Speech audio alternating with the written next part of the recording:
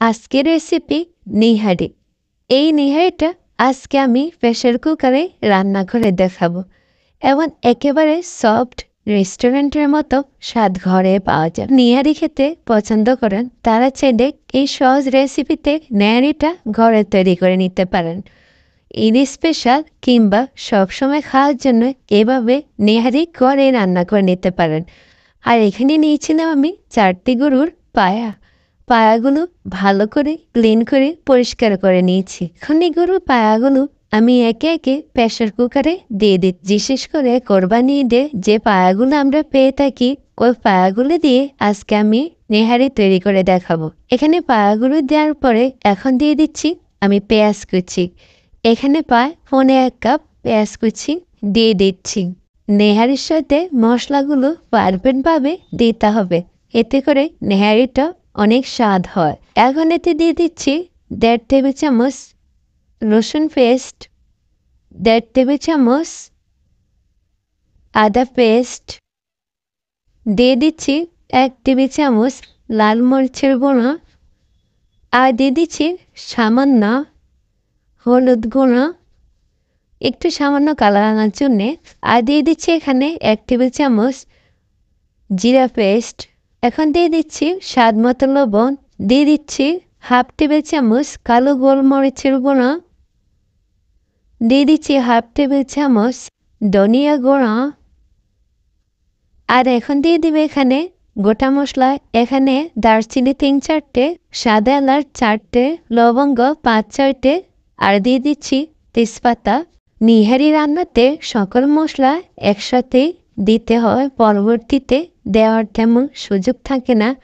এখন দিয়ে দিচ্ছি সরিষার তেল। এখানে আমি 4 টেবিল চামচ সরিষার তেল দিয়েছি। সাথে দিয়ে দিচ্ছি 1 ফালি লেবুর রস, এতে করে একটু ভালো ফ্লেভার আসবে। এখানে 1 টেবিল চামচের মতো লেবুর রস দিয়েছি, অতিরিক্ত দেওয়ার প্রয়োজন নেই।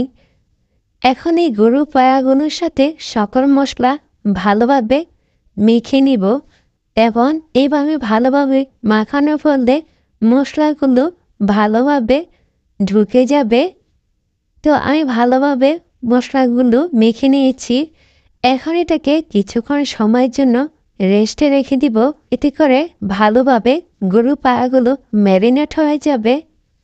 কিছুক্ষণ রেস্টে রাখার পরে আমি এটাকে চুলায় নিয়ে এসেছি।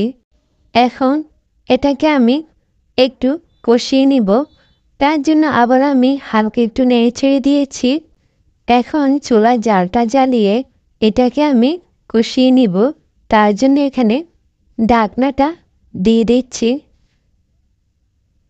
ঢাকনাটা দিয়ে এটাকে আমি মিডিয়াম আছে কিছুক্ষণ কষিয়ে নেব, এতে করে গরুর পায়ের ভেতরে মশলাগুলো খুব ভালোভাবে প্রবেশ করবে।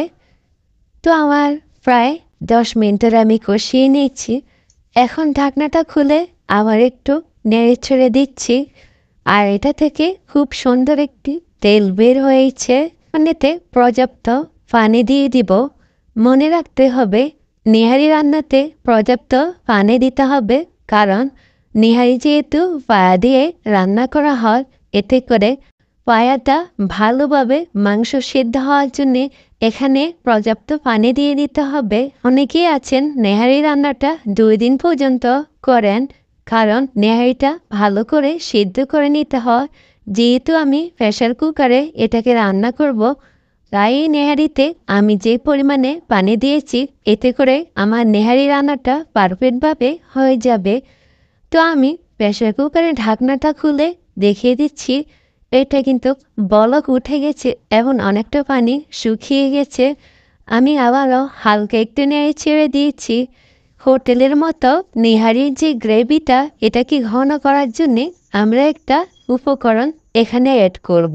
তার জন্য এখানে নিয়েছি আমি 1/2 কাপ পানি, আর এর সাথে আমি 2 টেবিল চামচ কর্নফ্লাওয়ার মিশিয়ে নিব। এই উপকরণটির কারণে মূলত নেহারি গ্রেভিটা খুব সহজে একটু ঘন হয়ে যায়। আপনারা এখানে চাইলে 2 টেবিল চামচ ময়দা ইউজ করতে পারেন। তো আমি এখানে ময়দা ইউজ করব না, আমি কর্নফ্লাওয়ার পানির সাথে মিশিয়ে এখন নেহারির সাথে দিয়ে দিচ্ছি। কর্নফ্লাওয়ার মিশ্রিত পানিটা দেওয়ার পরে খুবই তাড়াতাড়ি এটাকে নেড়েচেড়ে মিশিয়ে নিতে হবে, তা না হলে দলা পেকে যাবে। তো আমি এটাকে নেড়েচেড়ে মিশিয়ে নিয়েছি। মিশিয়ে নেওয়ার পরে দেখা যাবে ঝোল অনেকটা ঘন হয়ে যাচ্ছে। তো আমি এটাকে প্রায় 2 ঘন্টা পর্যন্ত রান্না করে নিয়েছি। এখন এই নেহারিটিকে বাগার দেওয়ার জন্যে চুলায় একটি কড়াই বসিয়েছি। আর কড়াইতে আমি 3 টেবিল চামচ সরিষার তেল দিয়ে দিয়েছি। এতে দিয়ে দিচ্ছিলাম একটি বড় সাইজের পেঁয়াজ কুচি। পেঁয়াজটাকে হালকা বাদামি করে ভেজে নিব। এখানে অতিরিক্ত তেল দেওয়ার প্রয়োজন নেই। আমরা প্রথমে কিন্তু নেহারিটি রান্না করার জন্যে তেল দিয়েছি, আর এখন তাই আমি অল্প কিছু তেল দিয়ে দিয়েছি। পেঁয়াজটা কিন্তু লালচে কালার হওয়ার পরে আমি কিন্তু নেহারিগুলো ঢেলে দিয়েছিলাম, তবে এদিকে আমার ভিডিও স্কিপ হয়ে গিয়েছে। এখন এটাকে ভালোভাবে নেড়ে ছেড়ে মিশিয়ে নিচ্ছি। যেহেতু আমরা এখানে কর্নফ্লাওয়ার ব্যবহার করেছি, তাই এটা আস্তে আস্তে ঘনত্ব হয়ে যাচ্ছে। আমি প্রায় 2 ঘন্টা পর্যন্ত এই নেহারিটা রান্না করেছি। এখন দেখা যাচ্ছে যে অনেকটাই মাংস কিন্তু নরম হয়ে গিয়েছে, আর এদিক দিয়েও ঝোল অনেকটা শুকিয়ে গিয়েছে। তো আমার কিন্তু নেহারিটা রেডি হয়ে গেছে। কিন্তু আমার অনেক ভিডিও স্কিপ হয়ে গিয়েছে। আপনারা চাইলে চুলা থেকে নামানোর আগে ভালো একটি ফ্লেভারের জন্যে ভাজা জিরা গুঁড়ো অ্যাড করতে পারেন। আমি এই নেহারিটিকে আবারও ভালোভাবে নেড়ে ছেড়ে এখন চুলা থেকে নামিয়ে নিচ্ছি। প্রিয় দর্শক, চেষ্টা করেছি খুবই সহজের মাধ্যমে আপনাদেরকে একটি সুন্দর রেসিপি উপহার দেওয়ার জন্যে। তো আমার হাতের কাছে থাকা কম মশলা দিয়ে আজকের এই নেহারিটি রান্না করেছি। এভাবে নেহারি রান্না করে আপনারা চাইলে নান, পরোটা কিংবা রুটির সাথে খেতে পারেন। আশা করছি আমার আজকের রেসিপিটি আপনাদের সবার কাছে ভালো লেগেছে। যদি ভালো লেগে থাকে তাহলে অবশ্যই একটি লাইক, কমেন্ট এবং শেয়ার করতে ভুলবেন না। যারা আমার ইউটিউব চ্যানেল থেকে ভিডিওটি দেখছেন তাদের কাছে একটা অনুরোধ, যারা এখনও পর্যন্ত আমার চ্যানেলটি সাবস্ক্রাইব করেননি, আমার চ্যানেলটি সাবস্ক্রাইব করার অনুরোধ রইল। আর আমার চ্যানেলে নিত্য নতুন ভিডিও সবার আগে পাওয়ার জন্যে পাশে থাকা বেল বাটনটি বাজিয়ে দিবেন। ধন্যবাদ জানিয়ে আজকের মতো বিদায় নিচ্ছি। সবাই অনেক বেশি ভালো থাকবেন, সুস্থ থাকবেন। আল্লাহ হাফেজ।